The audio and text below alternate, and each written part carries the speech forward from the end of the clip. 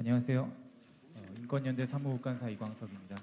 2004년부터 2023년까지 20년 동안 검경 수사과정 자살자 전수조사 결과 공개 기자회견을 시작하겠습니다. 오늘 기자회견은 더불어민주당 인권위원장이신 주철현 의원, 검찰개혁 TF단장 김용민 의원, 인권위원회 자문위원 민영배 의원, 조국혁신당 원내대표를 맡고 계신 황은하 의원께서 공동으로 주최하고 있습니다. 이 자리에 참석하신 분들을 소개해드리겠습니다. 인권연대 오창익 사무국장, 더불어민주당 주철현 의원님, 더불어민주당 민영배 의원, 조국혁신당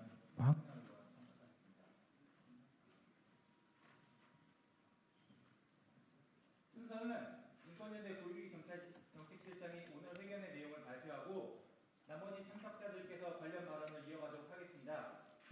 그러면 인권연대 고유기 정책실장이 발표를 시작하겠습니다. 네, 안녕하십니까. 인권연대에서 정책실장하고 있는 고유기라고 합니다.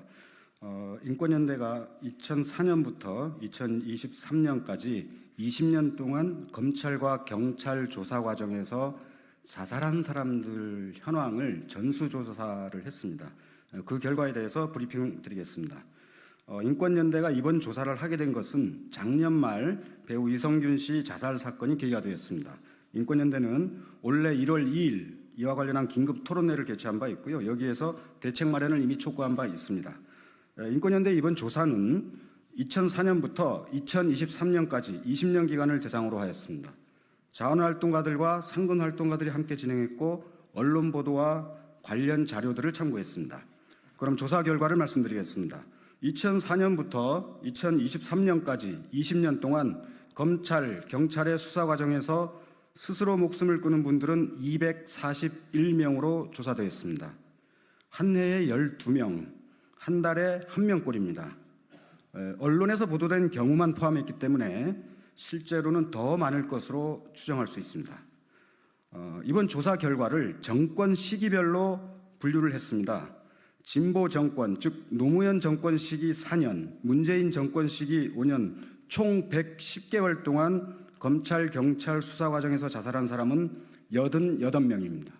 윤석열 정권 1년 7개월을 포함해서 이명박 정권기 5년, 박근혜 정권기 탄핵이 있었기 때문에 4년을 포함해서 보수 정권 126개월 동안 자살한 사람은 153명입니다. 진보 정권에서 연평균 9.6명, 보수 정권에서 연평균 14.6명이 자살했습니다. 20년 동안의 자살자 현황을 퍼센트로 비교하면 진보 정권과 보수 정권에서 자살한 사람은 각각 36.5%대 63.5%입니다. 다음으로 말씀드릴 것은 검찰 조사 과정에서 자살한 사람의 비율이 경찰 조사 과정에서 자살한 사람에 비해서 압도적으로 많다는 것입니다. 2004년부터 2023년까지 20년 동안 검찰과 경찰 수사 과정의 자살자 현황을 비교해 봤습니다. 20년 동안 자살한 사람 241명 중 검찰 조사 중 자살한 사람은 163명, 경찰 조사 중 자살한 사람은 76명입니다. 68%대 32% 비율로 검찰 조사 과정에서 자살한 사람이 2배 이상 높습니다. 이 숫자를 가지고 경찰과 검찰이 각각 접수한 총 사건 접수 통계를 적용해서 산출해 봤습니다. 경찰 사건 접수 통계가 2022년까지만 제시되고 있어서 19년 동안 자살한 사람의 숫자를 적용해서 살펴봤는데요. 2004년부터 2022년까지 검찰이 다룬 총 형사사건에 검찰 수사 중 자살자 수를 적용하면 29만 건 중 한 건의 자살 사건이 일어났습니다. 경찰은 총 형사사건에 경찰 수사 중 자살 사건 수를 적용하면 396만 건 중 한 건의 자살이 일어났습니다. 여기에서 검찰과 경찰이 다룬 형사사건은 각각 7%대 93% 수준입니다. 접수한 사건은 경찰이 압도적으로 많은데 자살자는 검찰이 다룬 사건에서 훨씬 많이 발생했다는 것을 알 수 있습니다. 자살자 수의 비중이 경찰에 비해 검찰이 13배 이상 높게 분포하고 있습니다. 자살자 수가 가장 많았던 2011년의 경우에는 무려 32배 수준의 차이가 납니다. 이제 수사기관은 인권보호기관으로 거듭나야 합니다. 그간 검찰과 경찰은 나름대로 인권보호 조치들을 밝혀왔습니다. 그러나 대부분 유명무실한 실정입니다. 특히 윤석열 대통령이 검찰총장 시절 법무부령으로 만들어진 인권보호수사규칙이나 인권위원회 같은 기구도 마찬가지입니다. 그 이전에 영상녹화제도나 인권보호관 제도도 도입했지만 유명무실하긴 마찬가지입니다. 검사가 교정시설 수용자를 불러 조사하는 관행도 여전합니다. 심야 조사도 폐지했다고 하지만 피의자 동의를 이유로 여전히 이루어지는 실정입니다. 더 이상의 자살로 인한 죽음을 방지하기 위해서는 검찰개혁이 시급합니다. 22대 국회는 수사권과 기소권을 완벽하게 분리하는 검찰개혁에 신속하고도 강도 높게 나서줄 것을 촉구합니다. 검찰과 경찰 등 수사기관에 가칭 비리민원조사위원회를 설치해 시민 참여의 감시기구가 일상적으로 작동되도록 해야 합니다. 더 이상의 자살을 막기 위한 별도의 법률 제정도 필요합니다. 헌법상의 무죄 추정의 원칙이나 형법상의 피의사실 공표죄가 사문화되는 현실입니다. 따라서 이에 실효성을 강제하고 산재한 인권보호제도를 법률 수준에서 통합하는 이른바 가칭 수사기관 인권침해 방지법의 제정도 적극적으로 검토돼야 된다. 이것은 저희들이 1월 2일 토론회에서 제안드린 내용입니다. 이상으로 브리핑을 마치고요. 자세한 내용은 내일 오전 10시에 의원회관 제8간담회실에서 관련 토론회가 예정 중입니다. 토론회에도 적극적인 관심 부탁드리겠습니다. 감사합니다.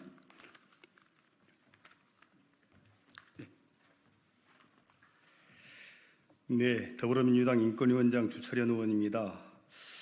배우 이성균 씨가 인권을 무시한 수사 관행과 선정적 언론 보도로 작년 12월 스스로 유명을 달리하고 어느덧 반년 가까이 시간이 지났지만 검경의 수사 과정에서 소중한 생명이 극단적 선택을 방지하기 위한 제도 마련 속도는 더디기만 합니다. 수사와 공보 과정에서 인권을 보호하기 위해서 여러 법령과 규칙의 파편화된 규정들을 하나의 재정법에 체계적으로 담고 이를 보완할 새로운 제도들을 추구하는 과정이 순탄치만은 않았지만은 곧 입안을 마무리하고 본격적인 입법 절차에 돌입할 예정입니다. 오늘 공개한 수사과정 자살자 전수조사 결과가 고 이성균 방지법 제정한 제정법이 국회를 통과하는 데 큰 힘이 될 것으로 믿어 의심치 않습니다. 앞서 발표한 바와 같이 수사 과정에서 자살이 매년 지속해서 발생해 왔다는 사실은 정부는 물론 국회도 문제의 심각성을 인식하지 못하고 실질적인 대책 마련에 소홀했음을 보여주고 있습니다.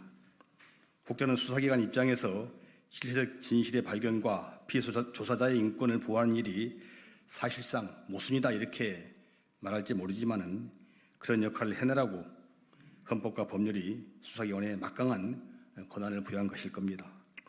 오늘 기자회견에 이어서 내일 저희가 공동 주최하는 토론회가 범죄 혐의만으로 스스로 생을 마감하는 사건이 더 이상 발생하지 않는 계기가 되길 바랍니다. 언론 여러분들의 많은 관심과 보도를 부탁드립니다. 고맙습니다.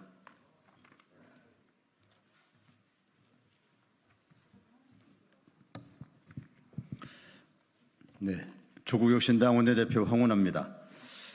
수사하는 사람들이 열심히 하다 보면 추가적인 혐의가 발견될까 싶어 극단적인 선택을 하기도 한다.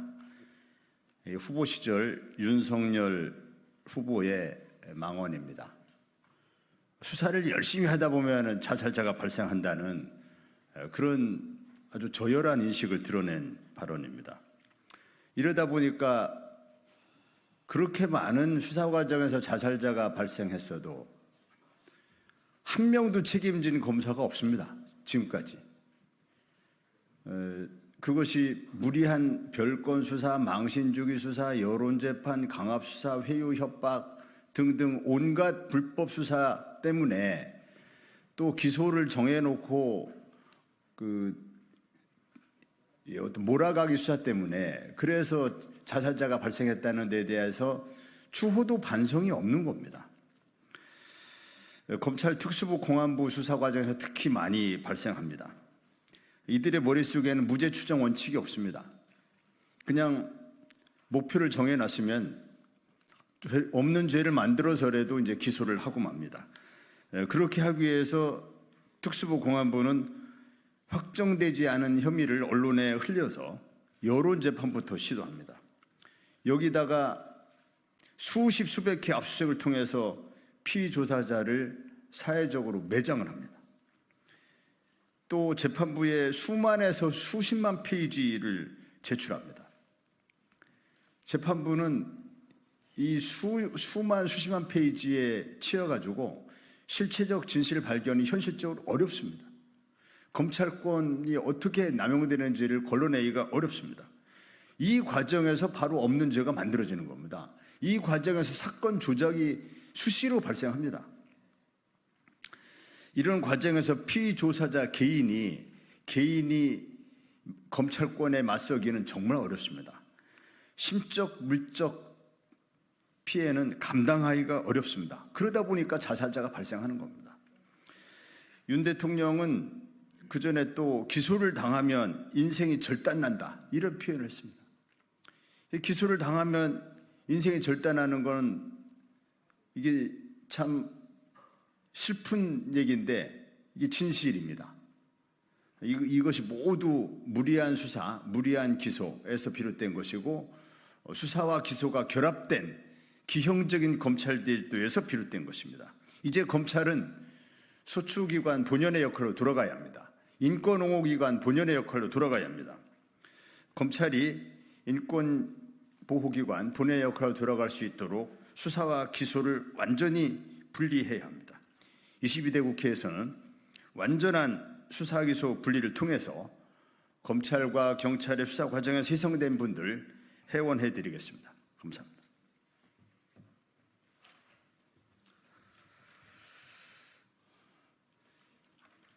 저희 더불어민주당에 정치검찰 사건 조작 특별대책단이라고 하는 기구가 있습니다.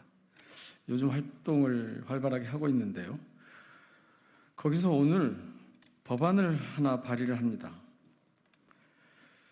그 법안은 검찰이 어떻게 사건을 조작했는가 이것에 대해서 특검을 하자고 하는 법안을 발의하게 됩니다. 저는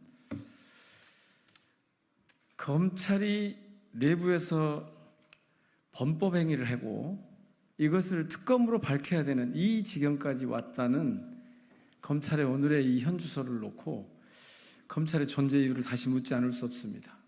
2009년 5월 23일 노무현 대통령이 서거하셨습니다. 스스로 목숨을 끊었습니다. 그때 검찰이 수사 중이었습니다. 윤석열 정권이 출범하고 나서 첫 법무장관 인사청문회 때였습니다. 한동훈 후보자에게 제가 물었습니다.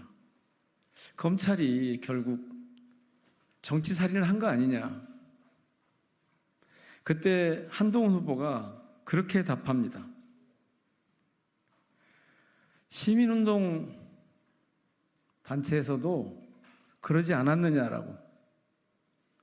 제가 그때 보고 이 정권의 검사 출신들 주요한 인사들, 이 정권의 대통령을 비롯해서 특수부 검사 출신들이 앞으로 어떻게 해갈지 선명하게 눈에 들어왔습니다. 그런데 그런 상황이 진행되고 나서 검찰은 아니나 다를까 또 피의자를 죽음으로 몰고 가는 그런 상황을 여지없이 반복했습니다. 검찰이 이렇게 존재할 수 있을까? 특히 경찰보다 2배나 많습니다. 저는 이런 부조리한 상황이 대한민국에서 발생해서는 안 된다고 봅니다. 검찰의 수사 과정에서의 죽음을 마치 검찰의 책임이 아니라 당사자들의 책임인 것처럼 그렇게 몰고 가는 그런 짓까지 서슴지 않았습니다. 더는 용납될 수 없습니다. 그리고 한 가지 당부 말씀을 좀 드리겠습니다. 부탁 말씀입니다. 언론입니다. 사실 우리 언론 중에 상당 부분은 검찰로부터 피의사실 공표죄에 해당하는 피의사실을 제공받아서 기사를 작성해 온 경우가 너무너무 많았습니다. 그 결과가 수사 과정에서 스스로 목숨을 끊는 상황으로 몰고 가는 그런 결과를 초래하기도 했습니다. 정말 무서운 현실입니다.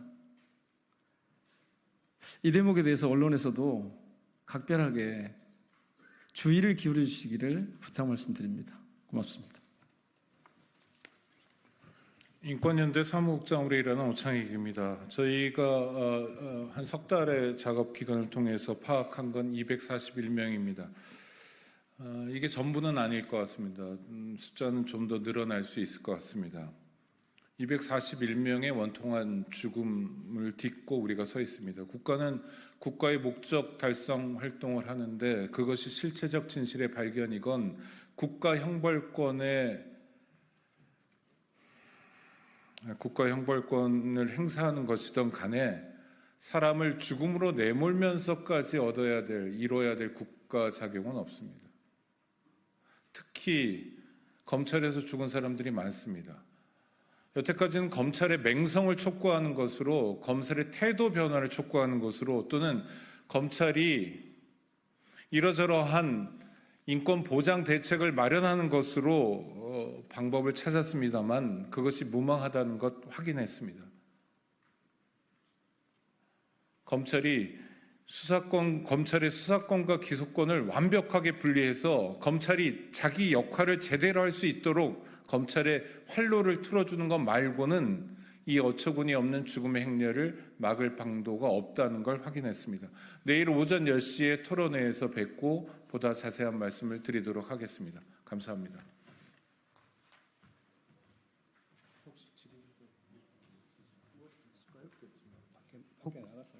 예, 뭐 혹시 질의응답 있으신가요?